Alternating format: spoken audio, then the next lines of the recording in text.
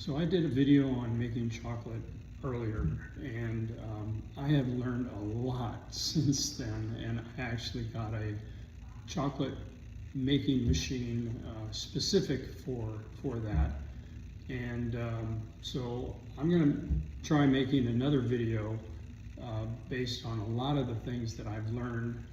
There are a lot of videos out there on making chocolate, but those are mostly done by the experts.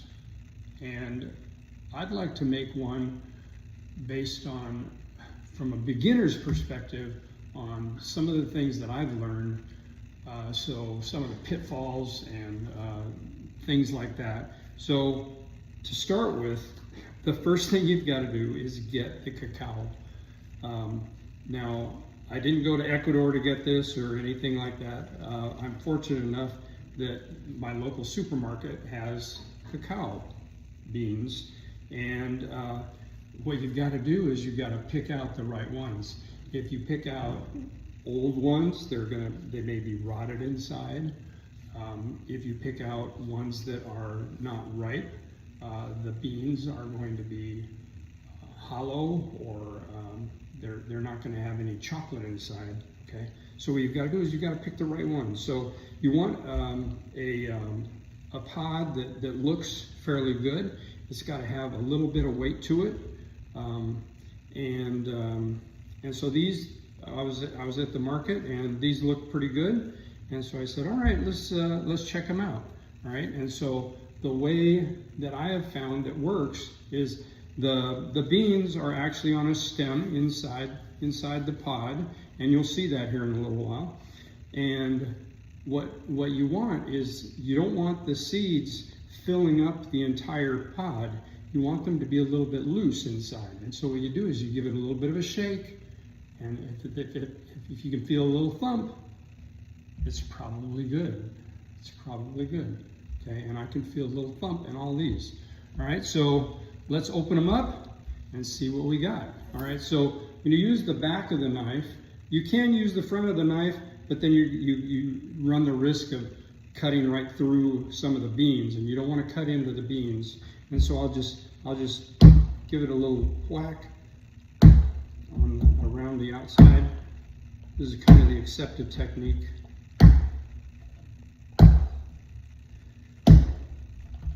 We'll open this one up, see what it looks like.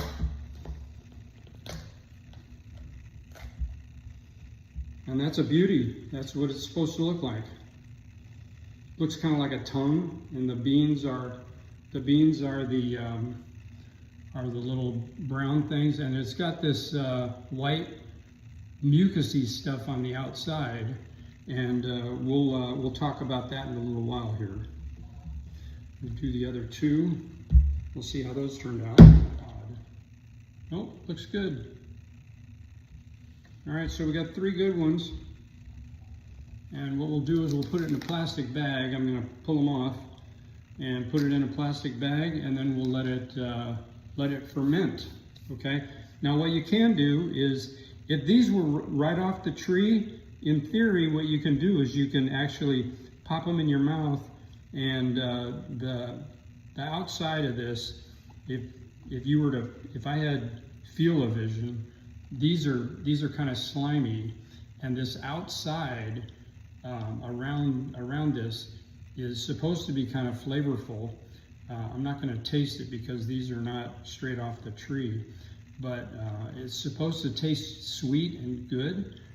I'm not going to, like I said, I'm not going to taste it, but what we're going to do is we're going to ferment it, and what that does is it supposedly enhances the flavor, but more than that, it helps take this slime off the outside of the bean, and then when we go to dry it, we'll finish cleaning it off with water, and I'll show you that later. But then when we go to dry it, it helps take this slime off the outside.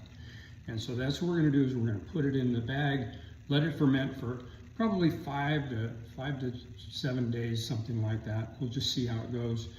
The bag will fill up with air as the fermentation process goes on. We'll let that air out, but then and then we'll dry it, and I'll show you that process.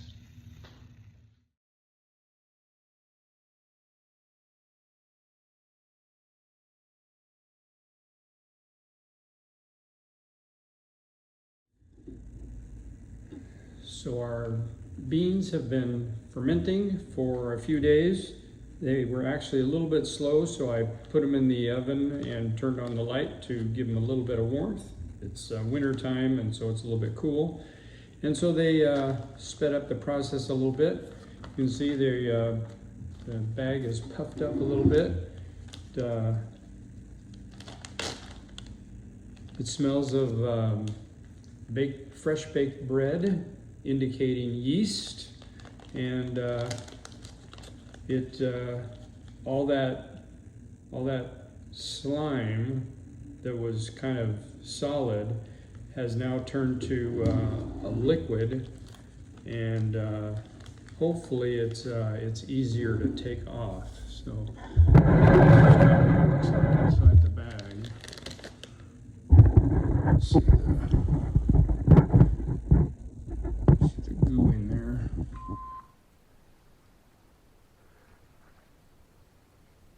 So we've got our seeds, our beans, pretty well cleaned up.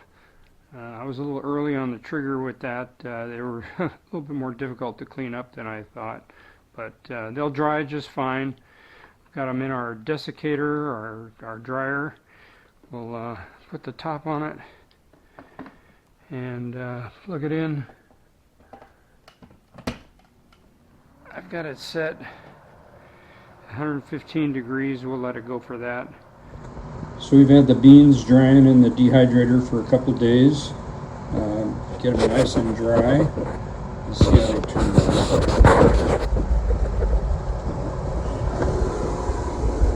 Go ahead and unplug that.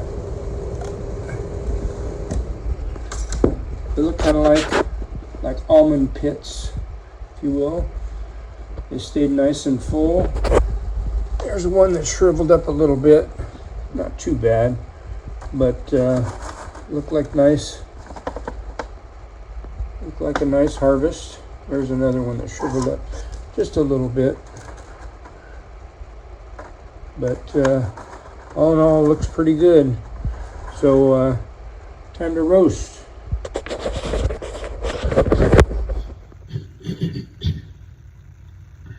So I've got the beans out of the dehydrator. I had them in the dehydrator, like I said, for a couple days, running about 115 degrees. You can dehydrate them out in the sun. It hadn't been a sunny day here, but it takes probably more like about 7 days to dehydrate them out in the sun. And I'm impatient, so and you get a more consistent product if you put them in the dehydrator. So that's an option for me. So that's the way I do it. For roasting the beans, these are cacao right now. They were the currency of the Mayans, and once it becomes roasted, it becomes cocoa. Okay, so cacao becomes cocoa once it's roasted. You can roast it in many different ways. In commercial, it's done in big ovens and is agitated, but one of the ways you can do it is in your oven, bake it. You can also do it in an air fryer or a convection oven. But I found, for me, for very small batches like this, that I have the most control and the most consistency when I do it in a pan on the stove. And so that's the way we're going to do it. I do it on medium heat with a fairly heavy pan, and just do put a lid on it to get some heat in there, and I'll show you what we're looking for. But it starts out that the beans are just in there, but slowly you'll start to smell that chocolate smell, and the beans will start to change color, and you'll see that as we move along.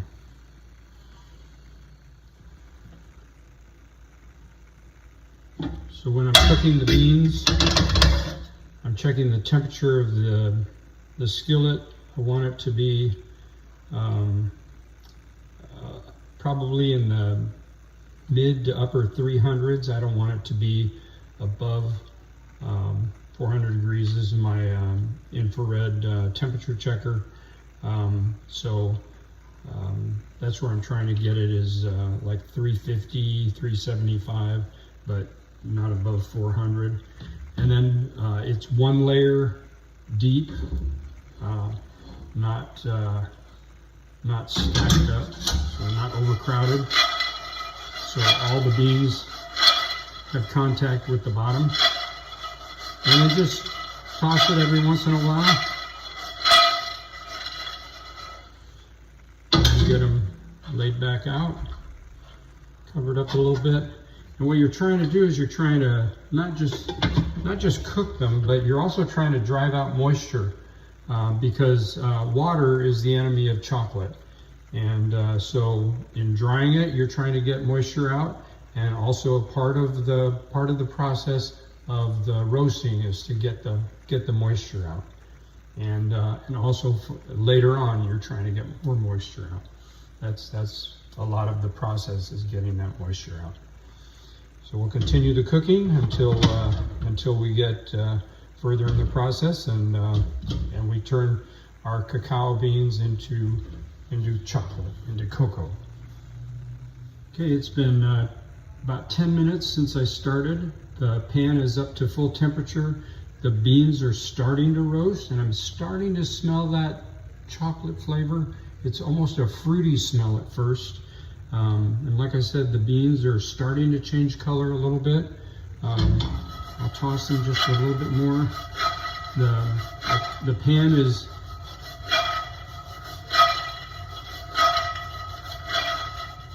was getting a little bit hot, so I turned down the heat just a little bit.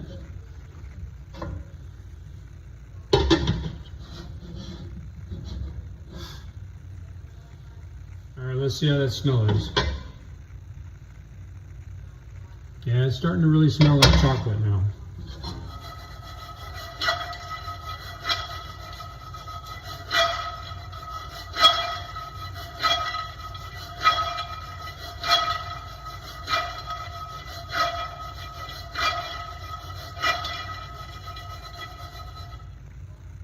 I could pull them off now and make chocolate with these. It would have a lighter, almost a fruity flavor in the chocolate, not as strong.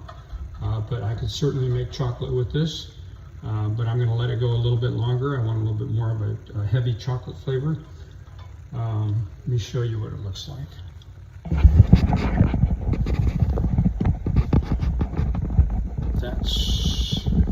You can see the roast on the beans.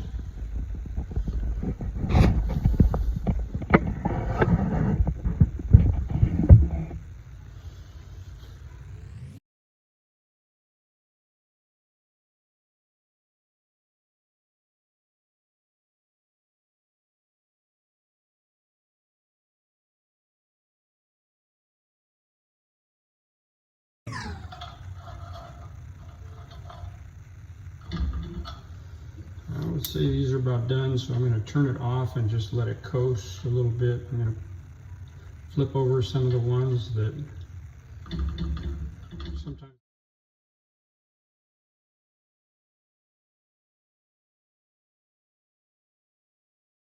So I've got my pile of roasted beans over here, and it's time to get the husks off of them, the skins off of them. And I do it the painstaking way by hand. Now the way they do it commercially is they grind them up or break them up into nibs, and the husks are broken up with it. And what they use is a process called, I believe it's pronounced winnowing, and they use air to blow the husks off, and the nibs stay behind, the pieces of the inside. But what I do is I use a butter knife, and I just kind of grab hold of the skin, if you will, and it's dry, and so you gotta get it broke. but I just run it around the waist, if you will, of the bean. And my granddaughter is a lot faster at this than I am. My shaky hands don't do me any favors here, but just run it around the outside real quick, and then you pop the ends off.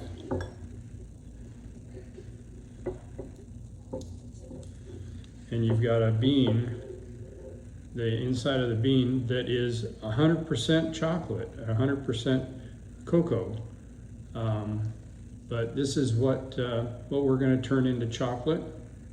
It's got the little creases in it, but that's a perfect example of a chocolate bean right there. You could eat that if you wanted. It's kind of bitter, but it's 100% cacao, and so I'm going to go through the painstaking process of doing the same thing with all these, and I don't think you want to watch that. So I finished taking the husks off of all those beans, and this is what I've got. I need a total of 300 grams of cocoa beans.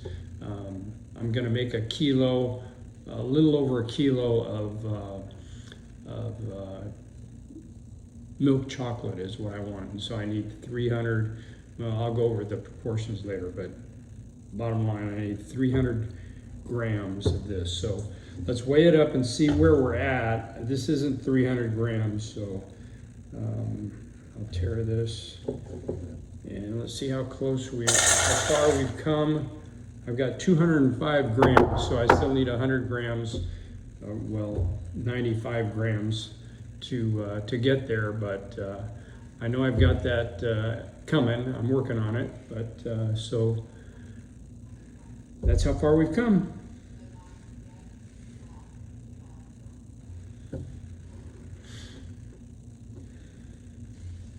That's what it looks like.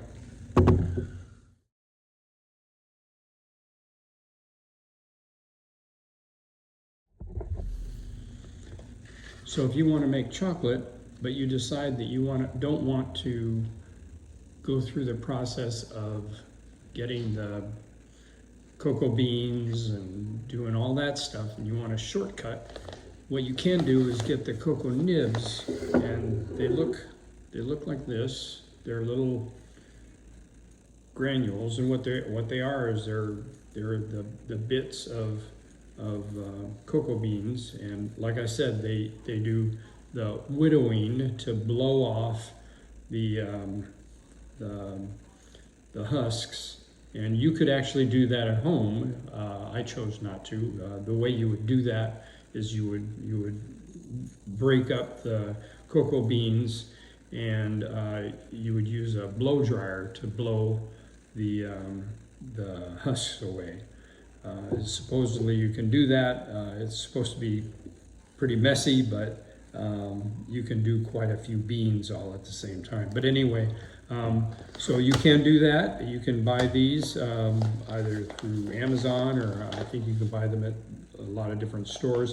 The one thing to know about them is that, so this says they're cocoa nibs, and then on the back it says Anthony's Organic Cacao Cocoa Nibs. Now remember, the one thing I said is that when you roast the beans is when they go from cacao to cocoa. And my research says that this is actually not cocoa nibs, they're actually cacao, because they haven't been roasted. I'm not certain of that, but that's what my research shows, is that these have not been roasted. And so if I were to use these, I would roast them, and actually I did roast them in the oven for a short period of time to get the chocolate flavor. If you were to use them straight, they would have certainly a chocolate flavor, but they would have more of a cacao flavor, which is more fruity than chocolate. but it certainly have a chocolate flavor. So anyway, that's certainly an option, is the cocoa nibs, and that's the way a lot of people go. It's also cheaper. Buying the bean and doing what I did is more expensive, but it's fun to do.